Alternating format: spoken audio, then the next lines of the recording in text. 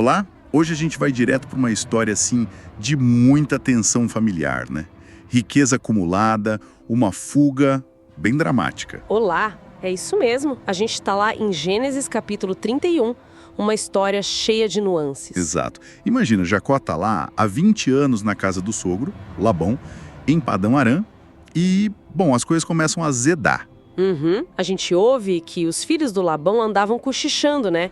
Dizendo que o Jacó tinha enriquecido às custas do pai deles. Pois é, e o próprio Jacó percebe, sabe? Ele sente que o Labão mudou com ele, que o tratamento já não é o mesmo. A fonte para nossa conversa hoje é justamente esse capítulo 31 de Gênesis. Vamos tentar entender o que levou o Jacó a fugir e como foi esse confronto depois. Boa.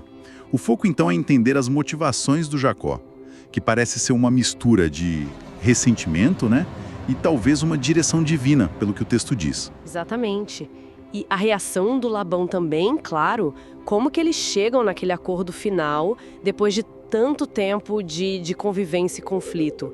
É sobre confiança quebrada, né? E a necessidade de limites. Isso. Então Jacó está sentindo essa hostilidade e, segundo o relato, ele recebe uma ordem divina. Volta para a terra dos teus pais. Certo. Aí ele chama a Lia e a Raquel, as esposas, e abre o jogo. Ele fala, olha, o rosto do pai de vocês não é mais para mim como era antes. Uma queixa direta e reclama que o Labão mudou o salário dele 10 vezes. Mesmo ele se dedicando tanto, né? Ele detalha isso e ainda conta um sonho que ele teve, onde Deus teria mostrado como os rebanhos dele prosperariam, sabe? E reforçado essa ordem de voltar para a terra dele. Que dá um peso a mais para a decisão, né? Não é só, não gosto mais do meu sogro. Com certeza. E a reação das esposas é surpreendente, talvez. Elas concordam na hora. É verdade. Elas dizem algo como que parte ou herança a gente tem na casa do nosso pai. Ele tratou a gente como estrangeira, vendeu a gente e ainda gastou o nosso dinheiro. Nossa. Elas se sentem totalmente alienadas, sabe? E veem a fortuna do Jacó como, tipo assim, uma compensação divina para elas. Entendi. Então isso foi o sinal verde que ele precisava, né? Exatamente.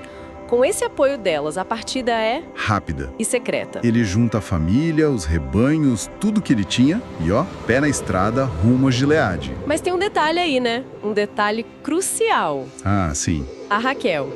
Sem o Jacó saber, ela vai lá e furta os ídolos domésticos do Tai, os terafins. Isso. Esses terafins são um ponto de muita discussão. Podiam ter valor religioso, claro, mas talvez representassem direitos de herança, autoridade familiar. Ou talvez um valor material mesmo, né? Também. O roubo pela Raquel é um ato de desafio grande. Talvez ela quisesse garantir alguma bênção ou herança para si, quem sabe. E o Labão só descobre a fuga 3 dias depois. E aí ele fica furioso, claro. Junta os parentes e sai perseguindo Jacó. 7 dias de perseguição. Imagina a cena. 7 dias no encalço. E ele alcança o Jacó lá nas montanhas de Gileade. Mas antes do confronto direto, o texto diz que Deus intervém de novo. Avisa o Labão em sonho. Cuidado, não fale com Jacó nem bem nem mal. Uma advertência bem direta. Mesmo assim, o encontro é tenso. Labão chega acusando. Sim, ele acusa Jacó de enganá-lo, de fugir como um ladrão, de levar as filhas dele como se fossem prisioneiras de guerra. E a acusação mais grave, talvez, de ter roubado os deuses dele. O Jacó responde que fugiu por medo.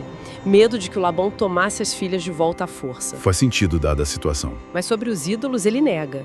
Diz que não sabe de nada. E aí, sem saber que a Raquel pegou, ele fala algo muito perigoso. Fala. Ele diz: com quem você achar os seus deuses, essa pessoa não viverá. Ele basicamente sentencia à morte quem tiver roubado, sem saber que era a própria esposa. Que momento tenso. E aí começa a busca, né? Labão revista tudo. Tenda do Jacó, a tenda da Lia, das servas. Nada.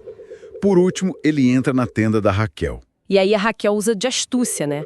Ela tinha escondido os terafins na sela do camelo e estava sentada em cima. E dá uma desculpa para o pai, falando que estava no período menstrual e não podia se levantar. Uma desculpa culturalmente aceitável na época. Exato. Labão procura, mas não acha nada. E essa busca infrutífera parece que muda um pouco o clima. Sem a prova do roubo, as acusações dele perdem força. E é aí que o Jacó explode. Depois de 20 anos aguentando calado, Ele desabafa. Você me perseguir com tanta fúria. Ele lista todo o trabalho duro dele, dia e noite, no sol, na geada, cuidando do rebanho do Labão. E contrasta isso com as 10 vezes que o Labão mudou o salário dele. É uma defesa muito forte. Ele reivindica a honra dele, a honestidade, e não atribui o sucesso que teve à bondade do Labão, não. De jeito nenhum, ele diz que foi o Deus de meu pai, o Deus de Abraão e o temor de Isaque que o protegeu. E afirma que foi Deus quem viu a aflição dele e quem repreendeu o Labão naquele sonho na noite anterior. Ele toma a autoridade moral ali, né? Totalmente. E depois dessa explosão toda do Jacó, surpreendentemente o Labão recua. Ele propõe uma aliança. Talvez ele tenha reconhecido que perdeu o controle da situação, ou talvez tenha pesado a advertência divina. Ele propõe um pacto. Eles erguem uma coluna de pedra, fazem um monte de pedras como testemunho ali. E o lugar ganha nomes simbólicos. Jegar Saduta, em aramaico, que o Labão usou, e Galeed, em hebraico, que o Jacó usou. Os dois significam Monte do Testemunho. E também Mispá, que significa vigia. O Labão diz algo como, que o Senhor vigie entre mim e ti, quando estivermos ausentes um do outro. O pacto tem termos bem claros, né? Jacó não deve maltratar as filhas do Labão, nem casar com outras mulheres além delas. E o principal, nenhum dos dois deve cruzar aquele marco de pedras para prejudicar o outro. É um acordo de não agressão, basicamente. Uma fronteira física e simbólica. Exatamente. Um jeito pragmático de colocar limites numa relação onde a confiança já era, né? Eles invocam Deus como testemunha e juiz. Selam tudo com juramentos, um sacrifício, uma refeição compartilhada ali mesmo. É um ritual bem completo. Sim. E na manhã seguinte, Labão se despede das filhas, dos netos e volta para casa dele. Fim de um ciclo de 20 anos. Uma história de tanto.